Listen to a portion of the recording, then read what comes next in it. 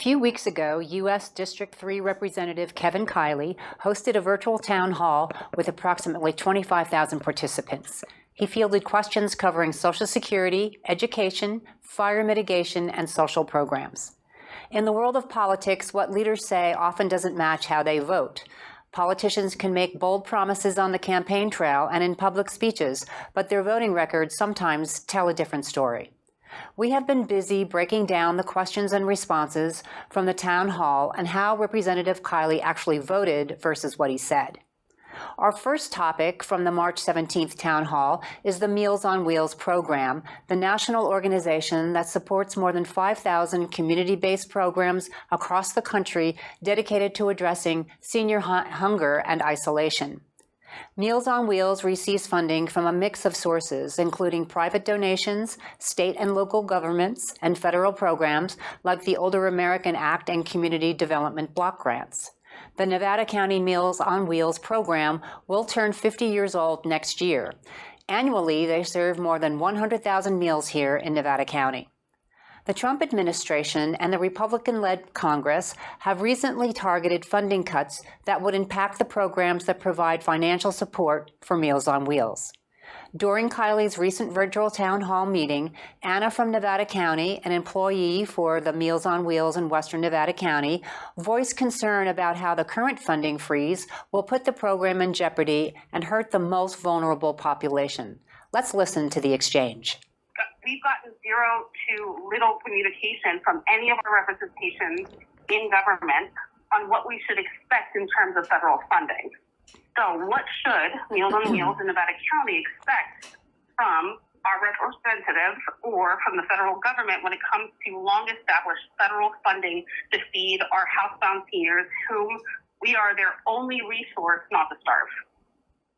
Well, thank you, Anna, for the work that you do. And, you have my assurance that if there's any threat to the funding or viability for Meals on Wheels, I'll be the first to object and fight back against that. Meals on Wheels is a vitally important program for the reasons that you cite. I've actually been out with the folks in Nevada County and helped to deliver meals to seniors there, and I will absolutely do everything I can to protect the program. A closer look at Kiley's voting record contradicts this statement. The Limit, Save, Grow Act, passed by the House of Representatives, would dramatically reduce federal funding, potentially impacting 1 million seniors. The bill did not become law as it was countered by a different debt ceiling deal, the Fiscal Responsibility Act of 2023, which avoided some of the extreme spending cuts. Research in congressional voting records found that Kiley did in fact vote for this legislation, which indirectly opposes Meals on Wheels funding, contradicting his statement at the town hall a few weeks ago.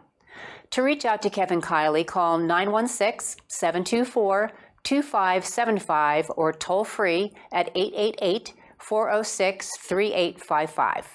I am joined today by Anna Delgado Campbell and Leslie Lovejoy from Gold Country Services, the organization that administers the Meals on Wheels program here in Nevada County. Welcome. How are you guys today? Thank you. It's great to have you here. So you are rather famous, Anna.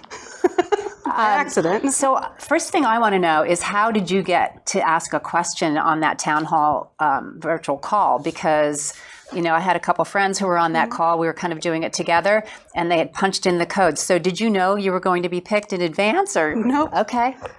You can call it fate. You can call it luck. Okay. I called in about 30 minutes in advance. I had just planned on listening to the call, but they gave the prompt of if you wanted to ask a question, and I said, sure, why not? At the time, they were saying that there was 12,000 people on the call. I did not think I was going to get picked. 12,000, 25,000? Yeah. So were you prepared as far as a written out statement, or just did you wing it? Because you were very articulate, and you people around the table were like, I'm so glad she asked that question. So Thank you. Well, I do work as the communications coordinator for Gold Country. I forgot to introduce you with us. No. So it is kind of my job to have a question on deck at all times. And were you a Girl Scout? Be prepared? Yeah. So. I was not. I did robotics in high school, different kind of preparedness. So how did you feel? What did you think about Kevin Kiley's response to your question. First of all, could you just sort of summarize your question for the audience, just to go over that? Yeah, so I more introduced what the program is and why we're feeling a lot of uncertainty when we're coming into like this next year, and how we're supposed to run the program with federal funding being as uncertain as it is. And so my main takeaway question that I posed to him was, what should we expect from our Congress, from the federal government, when communicating to nonprofits like ours that serve such a vulnerable population, where that funding is necessary to make sure that seniors in our community don't starve? And what did you think of his answer? I am still waiting on an answer. Okay, explain. Because we still don't have clear expectations of what we should be looking for in terms of communication from the Congress, from our federal government. Right now, everything is very much up in the air, and I think we all could do with a little bit more certainty right now. Got it. So Leslie, you're executive director of Meals on Wheels here for several years, I believe. Yes. And is this the most precarious time you can think of? How did you think of the response Representative Kiley gave? So, yes, you're right. It is the most precarious time in the history of Meals on Wheels, mainly because we get almost 100%. No, it's around 70% of our funding from the federal government to run that program. Oh, that's high. That's high. We're expected to do some matching, do some fundraising in order to make it whole, but still 75% is a lot of funding from them. So you serve 100,000 people, I believe, in Nevada County? No. We serve two groups of people through the Meals on Wheels program. One is homebound seniors that have no support, they can't cook their meals, they can't access their meals, and they have multiple chronic conditions that put them at risk for frequent hospitalization. We have 168 clients that we serve a week, and we have a waiting list of about 35 to 40. And that waiting list sits there for months and months. So these are the most vulnerable people, if you think about it, in terms of our seniors. Have any of your seniors expressed concern over the news? Are they, for the most part, aware of what's going on with the potential cuts? That's quite a good question, because today I got a call when I was at the senior center and from a gentleman and said, is Meals on Wheels closed? Oh, wow. Oh. And I said, no, we are continuing to serve, but we're very cognizant of the fact that there's a challenge in our funding, and we're going to figure it out as much as we can over the course of the number of months. I don't know how long we have in terms of funding. I think we have until the end of June. Okay. But we may have until mid-September when Congress goes into their budget process. Sure. So you don't know. So this uncertainty must be just so, it's a very anxiety producing, I guess is the best way to put it. It is. I mean, we struggle so hard to make sure that our clients get the food they need in order to be healthy and to thrive. And the research is there. You provide healthy food to people, they thrive, they're engaged, they don't use the hospital as much. It always interests me when they think about cutting programs that are actually going to increase costs. Increase in other programs or other services. Absolutely, especially hospitalization, skilled nursing, right? All that stuff. Yeah, do the math. Do the math. Right, right. So that's interesting to me. The second group of people are the low-income seniors who come to the senior center for a hot, nutritious meal that gives them a third of the calories they need that day in order to support healthy living. Yes. And so combined, we serve probably during COVID, when we were doing frozen food and we were all quarantined, we did about 145,000 meals Wow. a year. Yikes.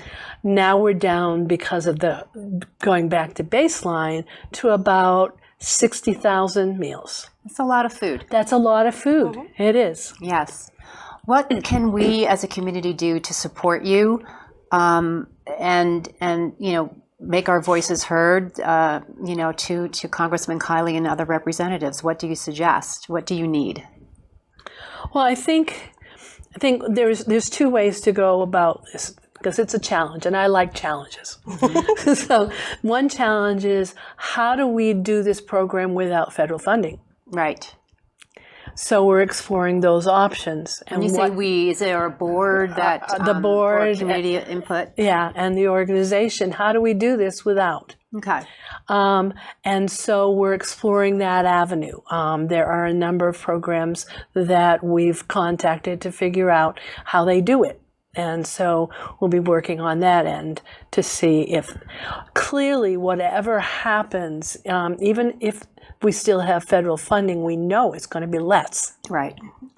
So we're going to need to increase our fundraising, increase looking at grants that are non-federal, non-state grants, and increasing community awareness and participation.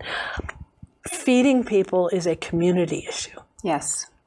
Yes, these are our people. Right, these are our people. Yes. And so then it opens up an opportunity to maybe have some discussions about how we do that. Will you come back when the time comes, the both of you, and we can, talk about what the new reality is, perhaps, and some ideas about how the community can support you? Oh, yeah. That would be great. Yeah. And keep communicating, because clearly what you said struck a chord with a lot of people, and hopefully with Representative Kiley.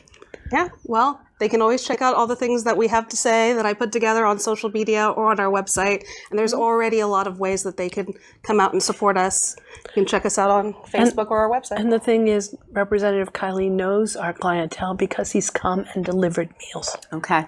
So he's seen it up close and personal. Yes, he has. That's thank you for your work. It's really important work. No one should go hungry. Right. No one should be afraid Right. for their safety. So we appreciate your work, and please come back. Let's keep the conversation going. Sure, Okay. love to. Thank you, Leslie. Thank Thank you, you. Anna.